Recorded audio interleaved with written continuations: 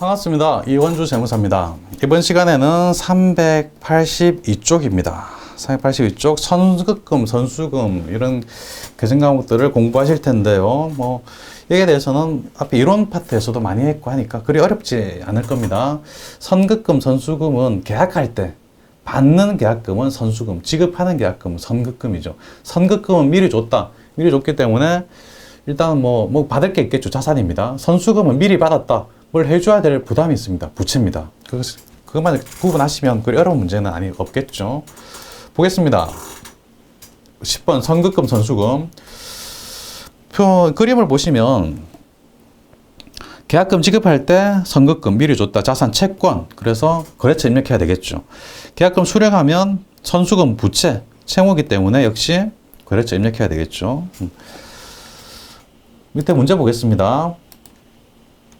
다음은 모두 주 달래 유통, 달래 유통 4006번 우리 계속 4006번 달래 유통에서 입력하고 있었죠.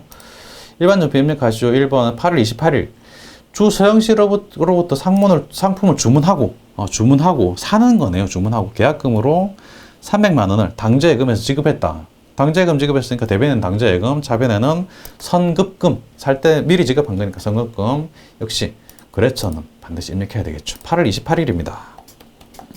차변의 선급금, 거래처 서영실업, 금액은 3 플러스 300만 원. 대변에는 당좌예금 102. 화살표로 이렇게 넘어가고요. 300만 원. 오케이. 다음 페이지입니다. 7월 5일 스포츠마트에 제품 600만 원을 10개 개당 60만 원, 600만 원을 판매하기로 계약하고 대금 중 15%, 15% 이게 그냥 금액을 주면 될 텐데 전체 금액 600만 원에서 15%를 줬다고 합니다. 600만 원 곱하기 15% 하면 90만 원. 600만 원, 계산기 600만 원 곱하기 0.15 해도 되고 600만 원 곱하기 15% 이렇게 눌러도 되는 거죠. 90만 원을 당좌예금 계좌로 송금을 받아요. 그럼 차변에 당좌예금 102죠. 당좌예금, 대변에는 선수금 미리 받은 거니까 선수금. 그래서 거래처 입력해 주고요. 7월 5일 입력하겠습니다. 7월 5일 차변에 당좌예금 102 금액은 90만 원. 대변에는 선수금 스포츠마트 90만 원. 오케이. 3번입니다. 9월 17일 9월 5일에 수령한 가수금은 주 정경에 제품을 매출하기로 하고 받은 계약금 50만 원. 50만 원과 동시에 동사 같은 회사를 말합니다. 동사는 같은 회사입니다. 같은 회사. 주 정경을 말하는 거죠. 주 정경 외상 매출금 50만 원을 회수한 것으로 확인되었다. 9월 5일에 어떤 걸 수령했는데 왜 수령했는지 몰라가지고 가수금으로 처리를 했나 봐요. 그래 보통 예금으로 수령했으면 차변에 보통 예금 전체 금액 100만 원. 대변에는 가수금 100만 원 이런 분계를 했었나 보죠. 했었던 것 같습니다. 그런데 지금 9월 17일에 이 가수금의 내용이 밝혀졌는데 이 가수금 중에 50만 원은 계약금 받은 거기 때문에 선수금이 되는 거죠. 선수금 일종의 부채입니다. 선수금이 50만 원이고 그리고 외상 매출금을 해소한 게 50만 원이더라. 그래 대변에 선수금, 외상 매출금 이렇게 50만 원씩 적고 차변에는 대변에 있던 가수금을 차변에 써가지고 이렇게 없애주는 그런 과정인 겁니다. 그래서 차변에 가수금, 대변에 선수금, 외상 매출금 이렇게 되는 거죠. 입력하겠습니다.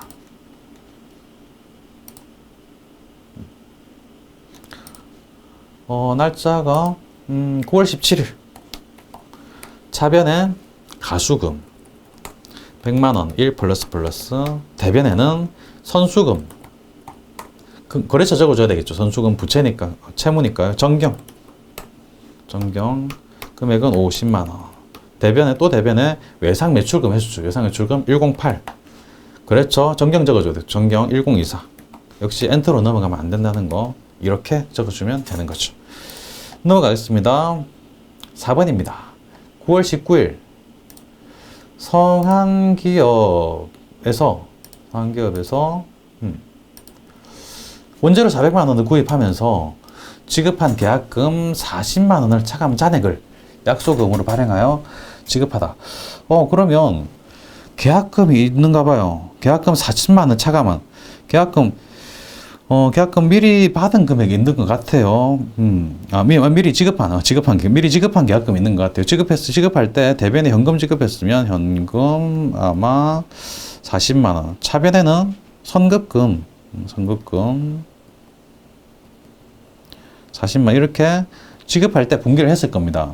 그런데 지금은 보니까 이게 선급금을 차변에 있던 걸 대변에 없애주고 그리고 남은 금액은 지급엄으로 지급했던 거죠. 지급엄으로 지급하고 지금은 원재료를 구입하는 이런 시점이죠. 계약하고 나서 그 다음에 실제로 거래가 일어나는 시점이죠. 그래서 40만 원은 선급금 미리 준 거 차변에 있던 걸 대변에 없애주고 나머지는 이렇게 기록한 거죠. 선급금이든 지급엄이든 다 채권 채무이기 때문에 이거는 거래처 입력해야 되고 9월 19일입니다. 차변에 원재료 구입한 거니까 원재료 400만 원 4 플러스 대변에는 선급금 거래처는 성한 기업 금액은 선급금 40만 원이죠. 40만 원. 또 대변 지급엄 역시 성한기업인데 1040 숫자 입력해줘야 된다는 거 360만 원 이렇게 입력하면 되는 거죠. 계속 가겠습니다. 미지급금입니다. 미지급금 아직 지급하지 않은 돈이죠. 미지급금 상거래 이외의 거래에서 외상으로 샀을 때 미지급금이죠. 바로 문제 보겠습니다. 7월 22일 생산 공장에 신규로 입사한 직원의 명함을 명선상사에서 인쇄하여 각 신입사원에게 배부하고 대금 45만 원은 다음 달에 지급하기로 했으니까 외상인 거죠. 외상으로 명함을 인쇄했다. 명함 인쇄한 거는 인쇄니까 도서 인쇄비죠. 차변의 도서 인쇄비, 대변에 상거래가 아니니까 외상, 미지급금 채무기 때문에 거래처 입력해줘야 된다는 거 입력해 보겠습니다. 일반 전표 입력에서 7월 22일 차변에 도서 인쇄비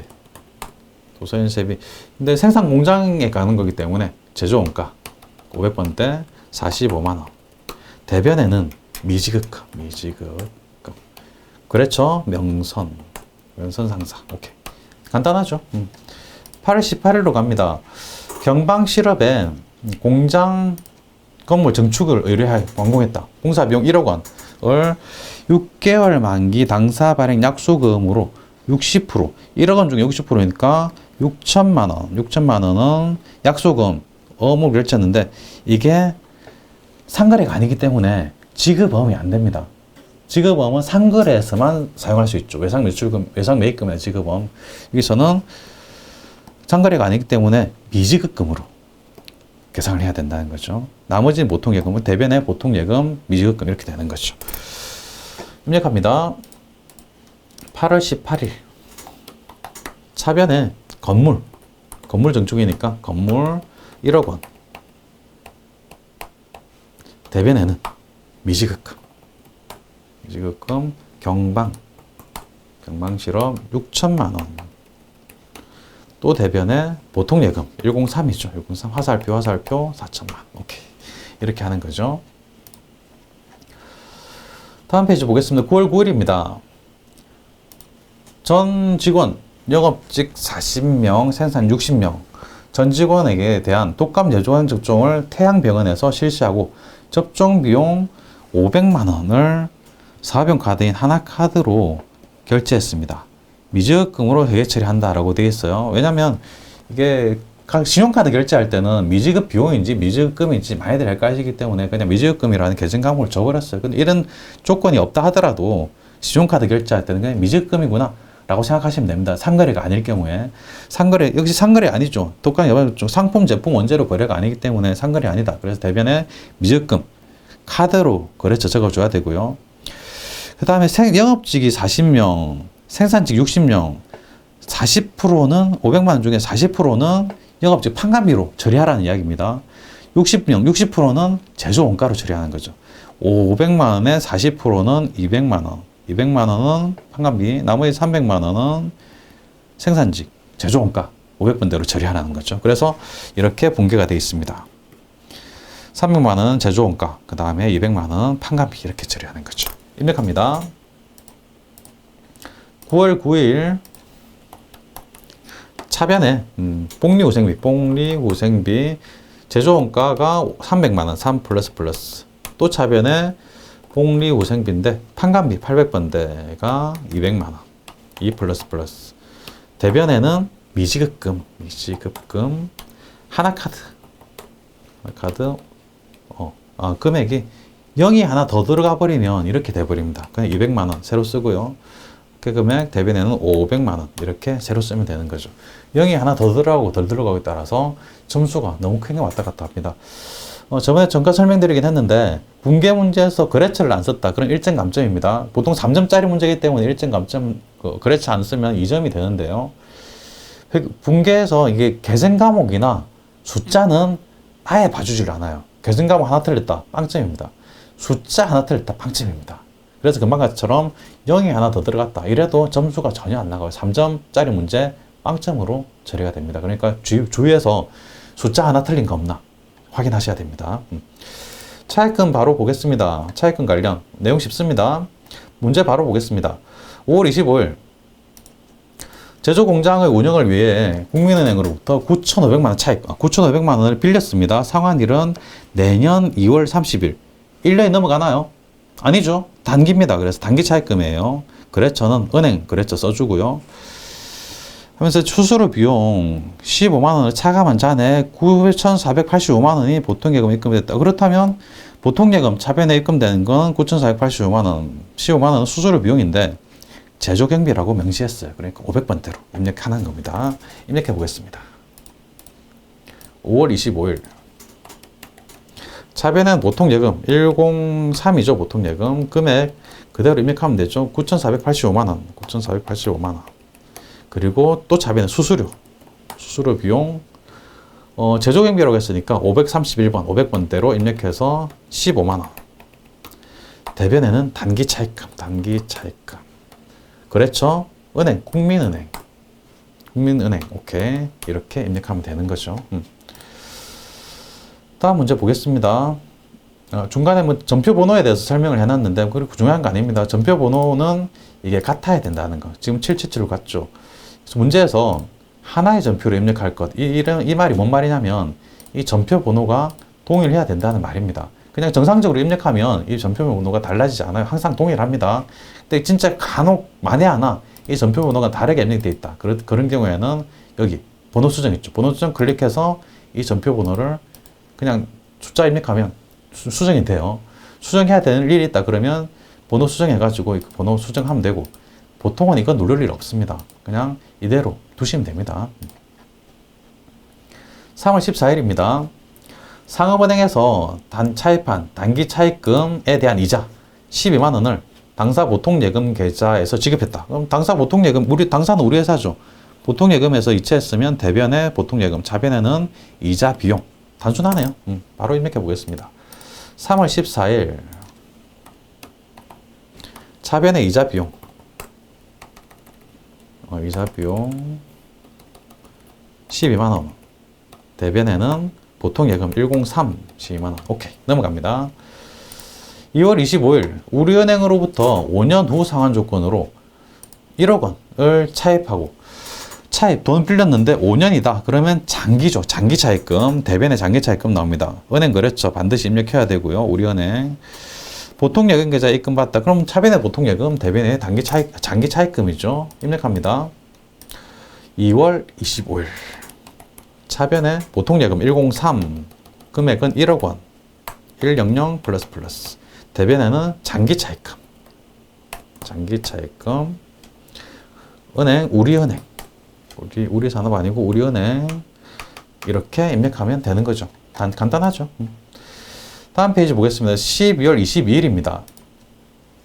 사옥 신축을 위한 우리은행 차입금의 이자 비용 300만 원. 사옥 신축이란 말은 회사의 건물을 건축을 한다는 겁니다. 사옥 신축을 위한 우리은행 차입금에 대한 이자 비용 300만 원을 우리은행 보통예금에서 이체했다. 그럼 보통예금이 대변에 300만 원 적히겠죠. 대변에 보통예금 300만 원. 이자 비용은 자본화하기로 했다. 이 말은 이자 비용으로 쓰는 게 아니라 이 사옥은 건물이죠. 건물의 취득가액으로 생각하겠다는 겁니다. 이 건물을 신축하지 않았다면 차입할 일이 없었고, 차입하지 않았다면 이 이자 비용이 발생하지 않았을 겁니다. 그런데 건물을 신축하기 위해서 차입해가지고 빌려가지고 이 이자 비용이 발생했다. 이거는 단순한 이자 비용이 아니라 이 건물에 대한 취득 부대 비용이다라는 거죠. 취득 부대 비용이기 때문에 일반적인 취득 부대 비용은 해당 자산의 취득 원가로 들어가죠. 그래서 여기도 이 이자 비용을 건물의 취득 원가에 포함시키겠다는 겁니다. 그게 이제 이자 비용을 자본화한다는 말의 의미예요. 복잡하죠. 하지만 우리는 간단하게 그냥 이자 비용을 자본화한다라는 말이 나오면 해당 자산으로 계산 과목으로 이자 비용을 하지 않고 해당 자산으로 계산 과목을 잡아주면 되는 겁니다. 건물 취득하기 위한 이자 비용에 대한 자본화니까 건물로 쓰면 되는데 이게 문제가 완공이 안 됐어요. 완공일은 내년이라는 거예요. 그럴 때는 건설 중인 자산. 조금 복잡해 보이지만 그리 복잡하지 않습니다. 간단합니다. 이자 비용을 자본화할 때는 해당 자산의 취득 원가로 포함시킨다. 건물을 짓고 있을 때는 건물이 아니라 건설 중인 자산이다. 그렇다면 이 이자 비용은 건설 중인 자산으로 회계 처리한다. 간단하죠? 안 간단하다고요? 죄송합니다. 어쩔 수 없습니다.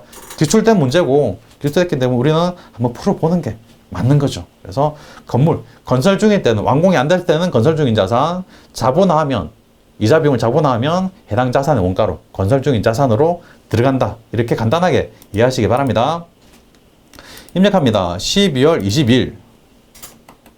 차변에 건설 중인 자산, 건설 중.